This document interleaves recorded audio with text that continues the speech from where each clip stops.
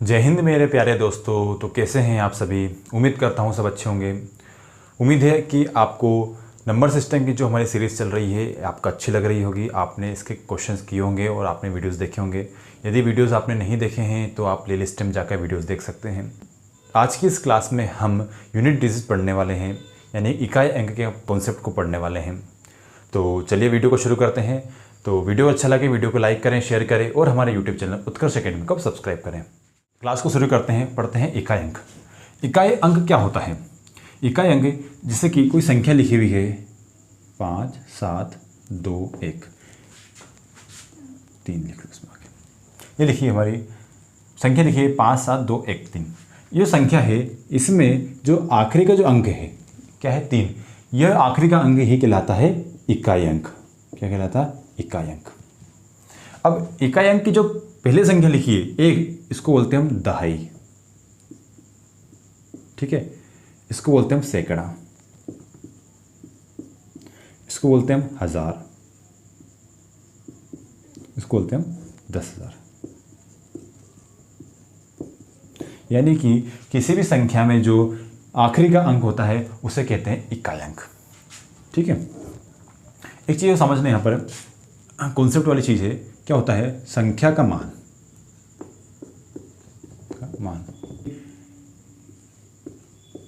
Value of number. Value of number क्या होता है? वैल्यू ऑफ नंबर यानी संख्या का मान दो तरीके से होते हैं। ठीक है, एक होता है जातीय मान, इसको बोलते हैं हम फेस वैल्यू। एक होता है स्थानीय मान, यानी कि प्लेस वैल्यू। अब शब्द समझना हुआ जाति मान यानी फेस वैल्यू, स्थानीय मान यानी प्लेस वैल्यू। जाति मान यानी कि वो नंबर क्या है, 1 2 3 4 5 6 7 8 9 क्या है, वो होता है उसका जाति मान। यानी कि फेस हमको देखने में क्या पता चल रहा है कि उसकी वैल्यू क्या है। जैसे आप लिखा हुआ है 5 लिखा हुआ 6 लिखा हुआ, आप देख के बता सकते हो कि 5 है 6 है। ठीक है। अब प्लेस वैल्यू, प्लेस वैल्यू यानी कि वह संख्या कहाँ पर रखी हुई है, यानी कि वो संख्या कहाँ पर बैठी हुई है, उसका स्थान क्या है, वो होती है उसकी स्थानीय वैल्यू यानी कि प्लेस वैल्यू। अब इस संख्या का एग्जांपल लेते हैं। अब देखो इसमें पीछे चलते हैं हम। ये क्या लिखा? 3। ठीक है, 3। आपको देख के पता चल रहा है 3 है। ठीक है, अब यहाँ 3 जो है इकाई के प्लेस पर है, इसलिए हुआ इकाई 3। अब यहाँ लिखा हुआ 1, आपको देख के पता चल रहा है 1 है, बट जब इस संख्या में 1 लिखा हुआ है तो कौन से अंक पे लिखा हुआ है? दहाई पे लिखा हुआ है। यानी कि ये कहाँ, इसकी वैल्यू क्या है? इसकी वैल्यू है 10। आई चीज समझे? अगला क्या है? 2। अब ये 2 तो देखने में 2 लग रहा है, बट जब इस संख्या की बात करूं मैं तो 2 कहाँ रखा हुआ है? सैकड़ा के स्थान पर। यानी कि 2 की वैल्यू कितनी है यहाँ पर? 200 है। आ रही बात समझ में? अगली बात का 7, तो ये 7 है। 7 का देखने में क्या पता चल रहा है? 7 है, बट जब संख्या की बात करेंगे तो 7 कहाँ पर है? 1000 के स्थान पर है। तो क्या हो जाएगा यहाँ पर? 7 की वैल्यू कितनी हो जाएगी? 7000। आ रही समझ में? इससे 5 है, आपको देख के पता चल रहा है क्या है? 5, बट जब संख्या की बात करूँ तो क्या कौन से स्थान है? 10,000 पर है। यानी कि 5 की वैल्यू कितनी हो जाएगी? 50,000। उम्मीद है आपको संख्या का मान यानी कि वैल्यू ऑफ नंबर पता चली होगी कि जाति मान क्या होता है, स्थानीय मान होता है। ये अब देखो, ये प्लेस वैल्यू और आपकी फेस वैल्यू, प्लेस वैल्यू दोनों हमेशा सेम होती है इकाई अंक में। तो अब हम पढ़ने वाले हैं इकाई अंक। हम इकाई अंक पे क्वेश्चंस करेंगे और हम समझेंगे कि किन किन चीज़ों का इकाई अंक कब कब नहीं बदलता है और कब कब बदलता है। समझते हैं एग्जाम इसमें आपसे क्वेश्चन कैसे पूछ जाते हैं? 52 × 73 × 29 आपसे पूछा जाएगा कि इस संख्या में इकाई का अंक क्या है? क्या है इकाई का अंक क्या है? तो क्या करना है, जब आपको पूछा जाए कि इकाई अंक निकालना है तो आपको जो पूरे नंबर्स दिए हैं उनसे मतलब नहीं होना चाहिए, सिर्फ हमें इकाई के अंक से ही मतलब होगा। आपको क्वेश्चन कितने ही मल्टीप्लाई किया जाए, कितने ही डिवाइड किए जाए, बट आपको सिर्फ पता क्या करना है कि इसमें इकाई का अंक क्या है। आपको इकाई का अंक ही ध्यान रखना है और उस पर ही आपको सारे ऑपरेशन करना है, प्लस माइनस डिवाइड इंटू सारे उस पर ही करना है। तो देखो यहाँ इकाई पूछा है तो इसे 2 का मल्टीप्लाई मैं 3 में करूँगा। कितना है? 3 दूने 6 लिखा। अब इस 6 का मल्टीप्लाई क्या करूँगा मैं? इसके इकाई को मैं 9 में करूँगा। कितना आया? 9 9 6 54, 54। अब मेरा आंसर क्या होगा? 54। यानी कि 54 नहीं होगा, हमारा जो इसमें इकाई अंक क्या है? 4 है, यानी मेरा आंसर क्या होगा? 4। आई होप आपको चीज़ समझ में आई होगी। और एग्जांपल लेके देखते हैं। लिखा हुआ है 15 × 17 × 32 × 58, इस तरह की चीज़ें दी गई आपको। अब क्या करना है आपको, 15 × 17 नहीं करना है, इसे पूछा गया है इकाई अंक क्या होता है, तो क्या करना है इकाई का अंक का ही आपको इकाई के अंक में गुणा करना है। ठीक है, 5 के मल्टीप्लाई में 7 में करा, कितना 7 × 5 = 35, तो 35 भी यहाँ लिखने की जरूरत नहीं है। 35 का इकाई अंक क्या है 5 है, तो इस 5 का मल्टीप्लाई मैं किस में करूँगा, इसके इकाई में 2 में करूँगा, तो 5 2 कितना हो जाएगा मेरा 10, इकाई अंक कितना है 0। अब आपको जब चीज़ें मल्टीप्लाई कर रहे हो किसी भी चीज़ में इकाई का अंक 0 आ गया, इसका मतलब पूरी संख्या का आपको अंक क्या आने वाला है 0 आने वाला है। तो 0 को मल्टीप्लाई में 8 में करूँगा, कितना है मेरा 0 आया, यानी कि इस क्वेश्चन का इकाई अंक क्या है 0 आया। ठीक है, और समझते हैं। दिया आपको 18 × 13 × 9 × 7 × 3, इस तरीके से दिया आपको। जरूरी नहीं है आपको 2 संख्या 1 संख्या कुछ भी दे सकता है। तो क्या करा मैंने, इस संख्या का मल्टीप्लाई ना करते हुए मैं इकाई के अंक में मल्टीप्लाई करूँगा। क्या आया मेरा 8 का मल्टीप्लाई 3 में करा, 8 × 24, 24 का इकाई अंक क्या होता है 4 होता है। ठीक है, इस 4 का मल्टीप्लाई मैंने 9 में करा, 9 चुके 36, अब 36 का इकाई अंक क्या होता है 6 होता है। ठीक है, 36 जैसे 36 लिखा हुआ है, इसका इकाई अंक 6, मुझे इकाई अंक से मतलब है तो इकाई अंक लिखूंगा मैं। इस 6 का मल्टीप्लाई मैं 7 में करूँगा, 7 × 42, नहीं इकाई अंक क्या है 2 आया मेरा। अब इस 2 का मल्टीप्लाई मैं 3 में करूँगा, कितना 3 2 6, इकाई अंक कितना है मेरा 6। यहाँ तक चीज़ें समझ में आ गई होगी आपको। और एग्जांपल लेके देखते हैं, इसका इकाई अंक क्या होगा। अब जब आपने इसमें देखा कि एक 0 है, अब 0 का मल्टीप्लाई कितनी भी संख्या में करोगे 0 ही आना है, यानी इस क्वेश्चन का इकाई अंक क्या हो जाएगा 0। आप यहाँ डायरेक्ट भी बता सकते हैं। इस तरीके से आपको जब कोई ऑपरेशन पूछा हो प्लस माइनस इंटू डिवाइड, तो आपको इकाई अंक में ही करना है, ना कि पूरी संख्या में करना है। अब हम इसमें देखते हैं स्क्वायर और क्यूब वाले चीज़ें, कि स्क्वायर और क्यूब करते हैं तो इकाई अंक में क्या परिवर्तन होता है। पूछ लिया आपसे 24 की पावर 3 का आपको इकाई अंक बताना है, तो क्या करना है आपको, जो संख्या का इकाई अंक है उसी की उतनी पावर करना है, पूरे की पावर नहीं करना है। ठीक है, तो क्या करा मैंने 4 की पावर मैंने कितना करा 3 करा, 4 की पावर मैंने 3 करा, कितना है मेरा 4 को 3 में मल्टीप्लाई 64। ठीक है, तो इकाई अंक क्या है 4 मेरा। ठीक है, अब मैं आपको एक चीज़ बताने वाला हूँ, ट्रिक बताने वाला हूँ कि आप जब किसी के पावर का स्क्वायर करो, किसी भी नंबर का आप कितनी भी पावर करो, किसी भी संख्या का आप कितनी भी पावर करो, तो उसमें इकाई अंक क्या आने वाले हैं, आपको मैं छोटी सी ट्रिक बताने वाला हूँ। इससे आपके आधे क्वेश्चन आप उस ट्रिक से सॉल्व कर लोगे। देखेंगे कि समझना, संख्या लिखी हुई मान लो, किसी भी संख्या में यदि इकाई का अंक 0 है, किसी भी संख्या में इकाई का अंक 0 है, आप इसकी कितनी भी पावर कर दो, कितनी भी पावर कर दो या कितनी भी ही बार में इसको मल्टीप्लाई कर दो, इसका अंक जो है आपको हमेशा इकाई अंक हमेशा 0 ही मिलेगा। ठीक है, 0 का इकाई का अंक हमेशा 0 ही रहेगा, चाहे उसकी आप कितनी भी पावर कर दो। ठीक है, अगला आता है 1 की भी आप कितनी भी पावर कर दो, 1 की भी आप कितनी भी पावर कर दो, जैसे 1 का स्क्वायर किया मैंने 1 आया। ठीक है, 11 का मैंने स्क्वायर किया 121 आया। ठीक है, 21 का मैंने स्क्वायर किया, मैंने कितना आया 441 आया। अब देखो यहाँ पर स्क्वायर नहीं बदल रहा है, मैंने 11 का मैंने क्यूब किया, मेरा आया 1331 आया। अब देखो यहाँ पे क्यूब करने के बाद भी इकाई अंक नहीं बदल रहा है, इसका मतलब आप 1 का भी कितनी भी पावर कर दो इकाई अंक नहीं बदलेगा, यानी 1 का इकाई अंक हमेशा 1 ही रहेगा। ये कब रहेगा कि n की पावर आप कितनी भी कर लो, x कर लो। ठीक है, यानी कि जब आपका इकाई अंक 0 है तो उसकी आप कितनी पावर कर लो आंसर 0 आएगा, 1 का आप कितनी पावर कर लो आपको 1 ही आएगा। अगला जो 2 है, 2 की जो पावर है वो क्या रहती है, बदलती रहती है, यानी कि इसके हमेशा आपको डिफरेंस वैल्यू मिलेगी, क्या मिलेगी, डिफरेंट वैल्यू मिलेगी। ठीक है, जैसे कि आपने 2 का आपने क्या करा स्क्वायर करा, आपका आंसर 4। 2 का आपने क्या करा क्यूब करा, आपका है 8। 2 की आपने पावर 4 लगा दी, आपका है 16। अब देखो यहाँ पे 4 इकाई अंक, यहाँ पे 8, यहाँ पे 6 इकाई अंक हमेशा बदल रहा है, यानी कि आप 2 का कोई डिफरेंट फिक्स पैटर्न नहीं है। अब बात करते हैं 3 की। अब 3 का भी जो है हमेशा चीज़ें बदलती रहती हैं। देखते हैं कैसे। आपने 3 का क्या करा, स्क्वायर करा, आपका आया 9। 3 का आपने पावर 3 करी, आपका आया 27, यानी इकाई अंक आया 7। ठीक है। 3 की पावर आपने 4 करी, यानी आया 81, यानी आया 1। देखो यहाँ भी कोई पैटर्न नहीं बन रहा है, यानी कि इसका भी वैल्यू आपके हमेशा बदलती रहेगी। अब बात करते हैं अपन 4 पे। क्या बात करें 4 पे। अब 4 का देखो, अब 4 का यदि मैं स्क्वायर करता हूँ तो कितना आ रहा है 16। 16 की इकाई कितना है 6। ठीक है।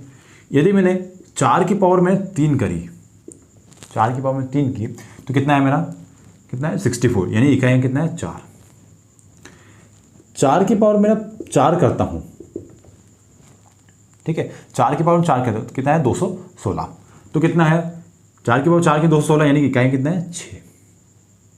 इससे क्या समझ में है कि जब मैं पावर 2 कर रहा हूँ तो 6 आ रहा है, पावर 3 का 4 आया, पावर 4 का 6 आया, यानी कि अब देखो ये क्या है, यहाँ पर पावर क्या है, सम है, यहाँ पर इसकी पावर क्या है, विषम है। तो जब मैं 4 की पावर सम रख रहा हूँ, यानी 4 की पावर मैंने कोई सम संख्या रखी, तो इकाई अंक मेरा 6 आ रहा है। यदि मैं 4 की पावर कोई विषम संख्या रख रहा हूँ तो इकाई अंक 4 ही आ रहा है, यानी कि इसके सिर्फ 2 पैटर्न बन रहे हैं। क्या पैटर्न बन रहे हैं, जब इसके मैं पावर जो है सम कर रहा हूँ तो मेरा आ रहा है इकाई अंक 6। जब मैं इसकी पावर विषम कर रहा हूँ तो मेरा इकाई अंक आ रहा है 4। अब इसको याद कैसे रखेंगे, इसको मन में याद रखना है कि 4 की पावर 2 होता है 16, यानी इकाई अंक 6 आ रहा है। 4 की पावर 3 होता है 64, यानी इकाई अंक 4 आ रहा है। इस तरीके से इसको याद रखना, आप कंफ्यूज नहीं होंगे, कोई रटना नहीं है, कुछ नहीं करना है। एक सिंपल सा कॉन्सेप्ट याद रखना है कि 4 की पावर आपने 2 किया, मन में करना है 4 की पावर कितना 2, 16 होता है, यानी कि इकाई अंक 6 आ रहा है। 4 की पावर आपने 4 किया, यानी इकाई अंक कितना आ रहा है, 4 की पावर आपने 3 किया तो कितना 64 आ रहा है, यानी इकाई अंक 4 आ रहा है। इसका मतलब 4 की पावर जब सम रहेगी तो इकाई अंक 6 आएगा, फिक्स है। 4 की पावर जब आपने विषम करेंगे तो इकाई अंक आपको 4 आएगा, ये भी फिक्स है। अब देखते हैं 5 का नियम। 5 का भी इकाई अंक कभी नहीं बदलेगा। 5 की पावर आप कितनी भी कर लो, 5 को आप मान लें पावर आपने 2 करी, कितना है 25। 5 की पावर आपने 3 करी, आया आपका 125। 5 की पावर आपने 4 कर दिया, आया आपका 625। अब देखो ये पैटर्न फिक्स हो गया, यानी 5 का भी आप कितनी भी पावर कर लो, आपका इकाई अंक नहीं बदलने वाला है। अगला है 6। 6 का भी इकाई अंक कभी नहीं बदलता। 6 की भी आप कितनी भी पावर कर लो, इकाई अंक हमेशा आपका 6 ही रहेगा। एग्जाम्पल देखते हैं, 6 की पावर आपने 2 करी, यह आया आपका 36, इकाई अंक नहीं बदला, आया 6। 6 की पावर आपने 3 कर दी, आया 216, आपका इकाई अंक नहीं बदला, यानी कि आपका जो है इकाई अंक कितना है 6 आया। यानी आप 6 की भी कितनी भी पावर कर लो, आपका इकाई अंक कभी नहीं बदलने वाला। अब बात करते हैं 7 की। 7 का जो है इकाई अंक हमेशा बदलता रहता है, यानी कि आपको हमेशा डिफरेंट वैल्यू मिलेगी, इसमें डिफरेंट वैल्यू मिलने वाली है। एग्जांपल देखते हैं, जैसे आपने 7 का आपने स्क्वायर करा या 49, यानी कि 9। 7 के आपने पावर 3 करी, आपका आएगा इकाई अंक 3। ठीक है, तो यानी कि आपको इसमें कोई फिक्स पैटर्न नहीं मिल रहा है, यानी 7 का भी आपको हमेशा डिफरेंट मिलेगा, यानी 7 का भी आपको पावर के हिसाब से देखना पड़ेगा। नंबर की 8 की, तो 8 के भी आपको हमेशा डिफरेंट वैल्यू मिलने वाली है। 8 का भी फिक्स पैटर्न नहीं है, इसलिए आपके उसके डिफरेंट वैल्यू मिलने वाली है। अब बात करते हैं 9 की। 9 का भी वैसा ही पैटर्न है जैसा कि 4 का है। एग्जाम्पल देखते हैं, आपने 9 का आपने स्क्वायर किया, आपका कितना आया 81 आया, यानी इकाई अंक कितना है आपका 1 आया। जब आप 9 का पावर 3 करोगे, आपका इकाई अंक क्या आएगा, आएगा आपका इकाई अंक 9, क्या आया 729। अब यहाँ देखो, जब आप 9 की पावर 2 करोगे तो आपका इकाई अंक 1 आएगा, जब 9 की पावर 3 करोगे इकाई अंक आपका 9 आएगा। यह हमेशा फिक्स चलने वाला है। तो क्या समझे हम, इसके 2 तरीके हैं इसका। जब इसके आप पावर सम करोगे, यानी कि पावर 2 रहेगी, तो इकाई अंक आएगा आपका 1। जब आपकी पावर इसमें विषम रहेगी, क्या रहेगी, विषम रहेगी, तो आपका आएगा 9। आई बात समझे। तो देखो यहाँ पर 4 की पावर जब मैं विषम कर रहा तो नहीं बदल रही थी संख्या, जब 9 की पावर में मैं विषम कर रहा हूँ तो संख्या नहीं बदल रही, 9 की एज इट इज़ 9 रहेगा। बट आपको चीज़ ध्यान रखना है, जब 9 की पावर मैंने सम कर रहा हूँ, यानी कि आपको मन में करना है कि 9 की पावर मैंने 2 करा यानी 81, यानी इकाई हमेशा 1 रहेगा। 9 की पावर 3 करा मैंने 729, यानी 9 की पावर हमेशा 9 ही रहेगी। 4 भी जो है सम संख्या बदलेगा। 4 की पावर जो है आपने 2 से 4 की पावर 2 के लिए आया 16, यानी कि इकाई अंक है 6। 4 की पावर मैंने 3 करी यानी कि 64, यानी इकाई अंक है मेरा 4। इस तरीके से आपको देखो 1 भी आपका नहीं बदल रहा है, 0 भी नहीं बदल रहा है, 1 भी नहीं बदल रहा है, 5 भी नहीं बदल रहा है, 6 भी नहीं बदल रहा है, यानी कि ये 4 संख्या तो आपने फिक्स कर ली जिसका पैटर्न बदलता ही नहीं है। फिर हमने क्या किया कि 2 का हमने एक अलग फंडा निकाल लिया, इन 2 संख्याओं का हमने एक अलग तरीका निकाल लिया। इन 2 संख्याओं का मैं क्या करा, अलग तरीका निकाल लिया कि हम जब इनकी पावर विषम है तो नहीं बदलेगा, सम है तो बदल जाएगी। ठीक है, अब हमें 1, 2 और 3, बस 3 संख्या जो है हमें याद रखना है।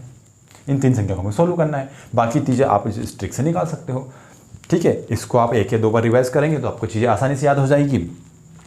अब हम बढ़ते हैं हमारे क्वेश्चन तरफ। तो हम क्वेश्चन कैसे पूछे जाते हैं वो देखते हैं। वह है 7 की पावर 50 करना है आपको, क्या दिया हुआ है 27 की पावर 50 करना है। अब देखो मुझे क्या करना है, यहाँ 7 की पावर क्या करना है, मुझे 50 करना है। तो क्या आप 7 की पावर 50 निकाल सकते हो? नहीं निकाल सकते। तो क्या करना है मुझे, जब आपको पावर बढ़ दी जाए, कितनी बढ़ दी जाए जिसका क्या आप मल्टीप्लाई ना कर सको। ठीक है, क्या करना है, जो आपकी जो पावर है, पावर कितनी 50 थी, इसको अपने वो 4 से डिवाइड करना है। कितने से डिवाइड करना है? 4 से डिवाइड करना है।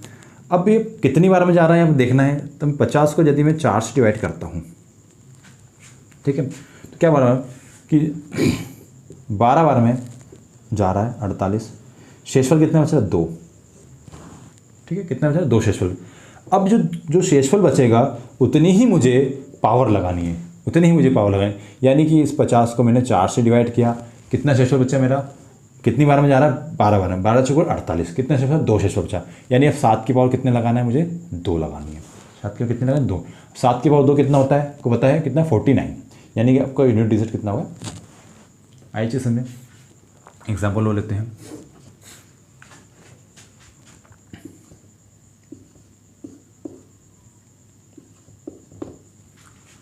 ट्वेंटी 9 की पावर के अंदर 27। तो क्या आप यहाँ पर 27 को 4 से डिवाइड करेंगे? नहीं करना है। क्यों नहीं करना है?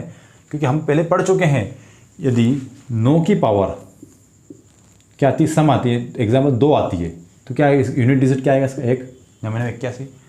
9 की पावर 3 यानी कि विषम आती है तो क्या आएगा इसका यूनिट डिजिट? 9 आएगा।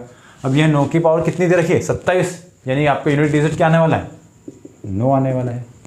यही चीज़ें आसान और समझते हैं। जैसे कि जैसा दिया हुआ है 24, इसकी पावर आपसे पूछ लिया है 25। 24 की पावर 25। अब क्या करना है? 4 की पावर 25 करना है। 4 की पावर 25, क्या 25 को 4 से डिवाइड करने जाओगे? नहीं जाना है। क्यों नहीं जाना है? क्यों हम पढ़ चुके हैं, जब 4 की पावर कोई सम संख्या रहती है, कोई सम संख्या रहती है, तब उसका यूनिट डिजिट क्या आता है? 6 आता है। जब 4 की पावर कोई विषम संख्या रहती है, यानी कि अब 4 की पावर विषम संख्या, अब याद कैसे रखेंगे? 4 की पावर 3 का 64 आया, यानी कि इकाई क्या है? 4 आया।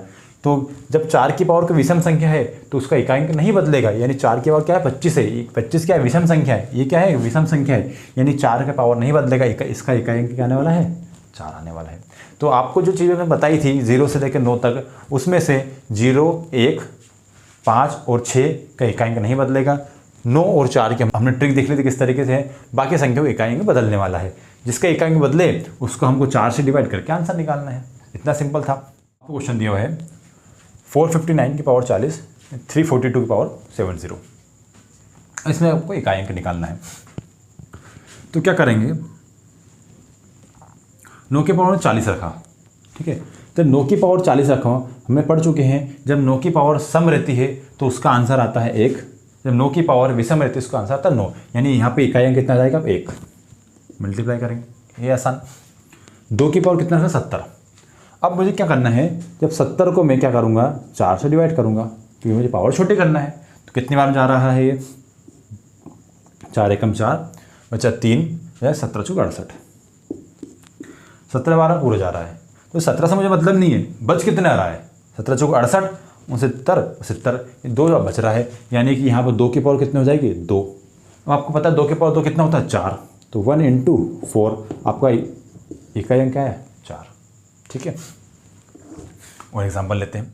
अभी क्वेश्चन दिया आपको, क्या दिया है 293 की पावर 7, 562 की पावर 25, 136 पावर 89, ये क्वेश्चन दिया है। इसको सोल्व करेंगे। 3 की पावर कितनी दी है यहाँ पर 7, 7 को मैंने 4 से डिवाइड किया, कितना है मेरा शेषफल कितना बचेगा 3, 3 की पावर कितनी हो जाएगी 3, 3 की पावर 3 यानी 27, 7 की पावर 27 यानी कि इकाई कितना है मेरा यहाँ पे 7 आया। ठीक, डायरेक्ट सोल्व कर लिया हमने।